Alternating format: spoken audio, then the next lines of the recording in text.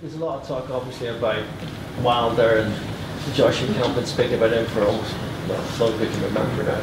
Again, does that give you a sense of looking past you? Is it almost like, yeah, we'll just pick up this belt and then it'll make Wilder even bigger? Really? Yeah, like I said, I feel like they are looking past our team, but you can't really, the opinion, the public have their opinion on the fights they want to see, and if they're in discussions, so be it. I have a lot of respect for both fighters, but he's got to be careful because there's one person in his way. It's me. In terms of a future rematch, we understand that the split of the monies is in your favour. Can you have an influence on where it would happen? Could it happen in Las Vegas, for example, or would it have to be here again? It's a rollover of a co-promotion deal, so major decisions are jointly made. So the answer is yes, we consult, and despite the banter, the two teams commercially work pretty well together. So it could be in Las Vegas as possible? Potentially, but normally fights end up where they make the most economic sense, so I would have thought it would be in Europe in summer, probably outdoor, but we're not focused on that, we're only focused on Joshua. Kevin, have you altered training at all to ensure as best you can that Joe's elbows aren't injured again? I tell you what, the elbows are 100%. Okay, so for a start off, the best thing we did was actually getting the surgery.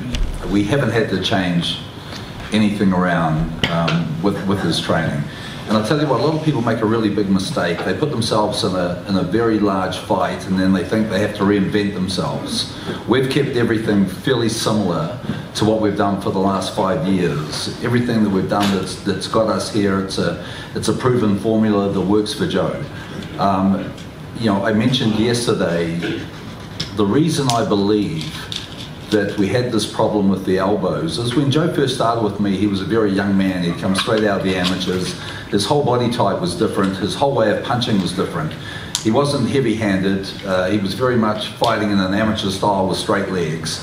Then we developed Joe's size and his power. We taught him to sit down on his punches. It created a lot more of explosive power, and I think that is how the damage was done to the elbows. He still has that explosive power now, except for his body is far more inept of controlling that power and using it on a day-to-day basis. So I don't envisage any problems moving forward with the elbows. In hindsight, would you have done things differently? Would you try to prevent the damage that was done to the elbows? It's really, really hard to look at things in hindsight because, for one, nobody knew back in 2013 that Joseph Parker would end up being a one-punch knockout artist, that he would string knockouts together back to back to back to back. But one of the things that was mentioned to me about Joseph Parker when I first came on board was, look, here's a guy with very fast hands, can't punch hard, he doesn't knock anyone out, but he could win a lot of fights on points. And then when Joe actually learnt how to pull the power from his legs and use his powerful legs to create the power and to bring it into his upper body, he started knocking guys dead. So the rest is history. Kevin, where would you place Joe in the history of New Zealand boxing, and could you perhaps compare him to David Tua and other heavyweights? Well, we've had a very proud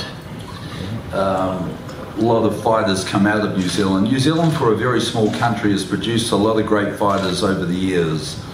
And right at this time, a lot of people are remembering David Tua when he fought Lennox Lewis back in November of 2000.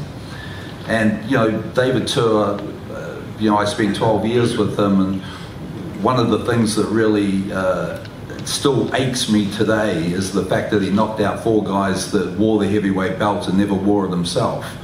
But making the comparisons between Joseph Parker and David Tua, two totally different fighters.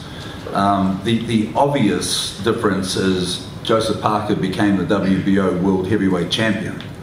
David Tua didn't become the world champion. But David Tua was 5'9½", Joseph Parker 6'4". David Tua would continually come forward. He didn't know any other way to fight. He would. Joseph Parker is a very skillful fighter with a lot of movement. They can fight on the front foot and the back foot. So they're two totally different fighters.